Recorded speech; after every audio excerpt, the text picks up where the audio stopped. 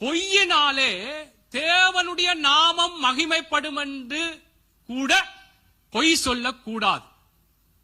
இன்றைக்கு என்ன நடக்குது, அல்லது தேவனுடைய சத்தியம் என்னவோ, தேவனுடைய வார்த்தையின் பிரகாரம் என்ன காரியமோ அதைத்தான் சொல்ல வேண்டும். நான் பொய் சொல்லி ஆண்டவருக்குத்தானே இதை செய்கிறேன், அல்லது ஆண்டவருக்கு இதனாலே ஏதாவது பொய்யை சொல்லி காசு சேர்த்தன் என்று சொன்னா ஏதாவது ஊழியம் செய்யலாமே என்று சொல்லி தேவனுடைய பிள்ளைகளை அதனாலே தேவனுடைய நாம மகிமைப்படுமே என்று சொல்லி பொய் சொல்ல வேண்டாம். பொய் தான், நான் சொன்னது போல பொய் தான். இன்னைக்கு உங்களுக்கு தெரியும், பல செய்திகள் பல காரியங்கள் நாங்கள் எல்லாருமே அறிகிறோம்.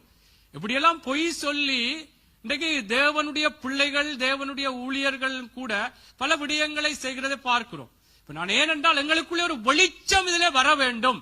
வெளிச்சத்தின் வாழ்க்கை. யாரையும் நாங்கள் குற்றப்படுத்தவில்லை, நான் யாரையும் அவர்கள் குற்றவாளிகளாக தீர்க்கல. எல்லாருமே மனம் திரும்ப வேண்டும் என்றுதான் விரும்புறார் இல்லையா? கர்த்தர் மனம் திரும்ப வேண்டும். இன்றைக்கும் ஒரு சந்தர்ப்பம். உனக்கு கிடைத்த இந்த நாட்களில் ஆகிலும் சமாதானத்துக்கு ஏற்றவைகளை சிந்தித்தால் நலமாயிருக்கும் என்று சொல்லி இன்றைக்கும் ஒரு சந்தர்ப்பத்தை எனக்கும் உங்களும் தருகிறார்.